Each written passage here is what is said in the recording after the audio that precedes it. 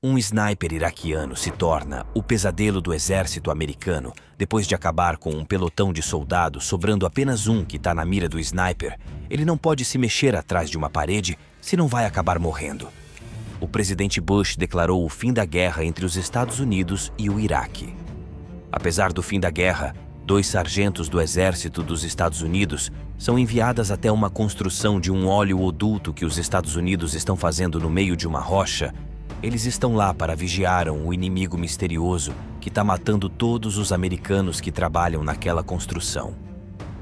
A dupla de soldados estão escondendo atrás das pedras, tentando localizar o inimigo sobre o sol escaldante do deserto. Eles passam mais de 20 horas tentando encontrar algum suspeito, mas não encontram ninguém depois de esperar por muitas horas.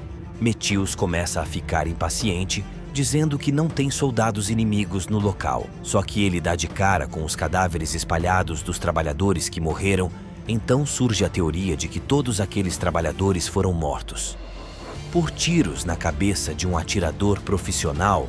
Esse atirador é um sniper lendário chamado Rock. Mas o seu amigo soldado se recusa de acreditar que ele ainda está vivo depois de esperar por mais algumas horas. Matthews decide investigar o local sozinho. Descobrindo uma cela do esconderijo, carrega todos os seus pertences e ordena que fique na retaguarda enquanto ele vai em direção ao canteiro de obras. Então se aproxima do local, encontrando os cadáveres dos soldados e trabalhadores. Então ele pega o rádio de um dos soldados mortos e continua avançando. Mas aqui, por outro lado, enfrenta dificuldades para ficar de olho no amigo porque o seu binóculo parou de funcionar. Ele imediatamente informa seu amigo para tomar cuidado, porque ele vai tentar consertar o binóculo quando olhou de perto os cadáveres e fica surpreso ao ver que todos eles estão mortos com tiros perfeitos na cabeça.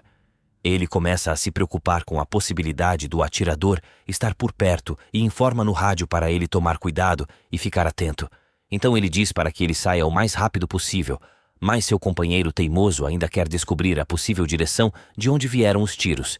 Então que grita no rádio para ele recuar, mas agora é tarde demais. O atirador inimigo avista e atira no seu abdômen. Ao ver isso, corre para salvar seu amigo correndo em zigue-zague para desviar das balas, mas antes que ele possa levar Matthews para um lugar seguro, acabar tomando um tiro na perna por causa disso, ele deixa eles no chão e de alguma forma consegue pular para trás da parede enquanto tenta entrar em contato com a base para pedir ajuda. Ele olha o ferimento da bala na sua perna direita e amarra um toniquete em volta para estancar o sangramento. Logo depois ele pega o rádio na sua bolsa e tenta entrar em contato com a base. Mas o rádio não está captando a frequência. Nessa hora ele descobre que o rádio foi atingido por uma bala e sua antena está danificada, impedindo assim eles de chamarem qualquer ajuda. Ao mesmo tempo, Matthews fala que vai tentar localizar o atirador para que ele consiga dormir em paz. Então seu companheiro tenta impedi-lo, dizendo que se ele se mover, o atirador vai atirar nele de novo. Só que mesmo assim ele tenta alcançar a sua arma, só que acaba desmaiando no meio do caminho por causa da dor e da perda de sangue. Então percebe que não tem nada que eles possam fazer no momento, então ele decidiu usar o tempo para tirar a bala na perna e fazer um curativo no ferimento. Com isso acaba desmaiando, mas quando recupera a consciência, escuta alguns barulhos saindo do seu rádio e percebe que um oficial da base está tentando se conectar e com esperança, e ele imediatamente solicita reforços e suprimentos médicos. Enquanto continua conversando, ele começa a ficar desconfiado quando o oficial pede para que ele revele sua posição para entregar os suprimentos médicos. O oficial do outro lado da linha também sugere que se levante e atire para o ar para que eles possam obter a sua localização. Ouvindo isso, ele que responde que a ação é contra o protocolo. Depois disso, ele se concentra no sotaque do homem e percebe que ele não é um oficial americano. Na verdade, é o sniper iraquiano do outro lado que tem acesso às frequências de rádio da base americana. Apesar do disfarce do atirador ter sido descoberto, ele ainda pede para que conte a sua história de vida. Ele recusa. Quando o atirador ameaça atirar no seu amigo, ele concorda em conversar e aproveita isso para começar a desenhar o mapa do local no chão, tentando calcular a posição do atirador, o sniper. Então diz que ele é apenas um cidadão normal que está tentando salvar o seu país. O atirador então pergunta sobre a sua família, mas também se recusa a responder. Então diz que ele está sendo burro porque ele está matando as pessoas que estão realmente tentando desenvolver o Iraque. Mas o atirador começa a dar risada e responde que os Estados Unidos estão fazendo isso somente para ganharem mais dinheiro e não ajudar. Então o atirador novamente ameaça atirar no seu companheiro, só que dessa vez ignora a ameaça. Depois de muito tempo no sol, ele tenta beber água da sua garrafa, mas acaba encontrando um buraco nela causada pelo tiro do atirador. O sniper grita que atirou de propósito na garrafa de água na antena de rádio e no joelho do seu amigo. Diz que fez isso tudo para testar se ele é capaz de escapar dali com vida.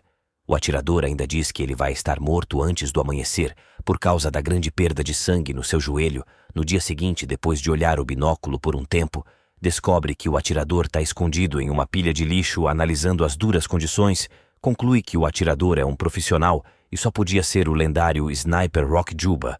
No entanto, o atirador nega ser esse sniper lendário e diz que é apenas uma pessoa. Nesse momento, planeja enganar o atirador colocando o seu capacete e a sua jaqueta em uma vara de madeira. Mas o atirador não cai nessa.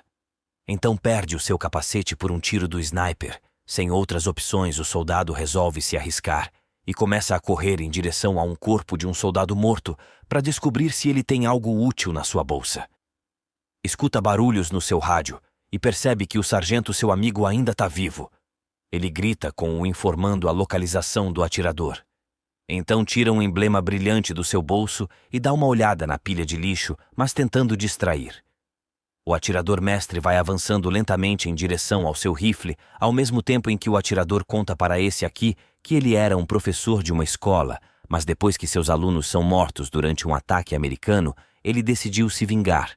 Nessa hora pega seu rifle e apontando cegamente para a pilha de lixo, onde ele atira várias vezes, mas quando ele vai recarregar a arma, o sniper atira de volta, conseguindo atingir o seu ombro.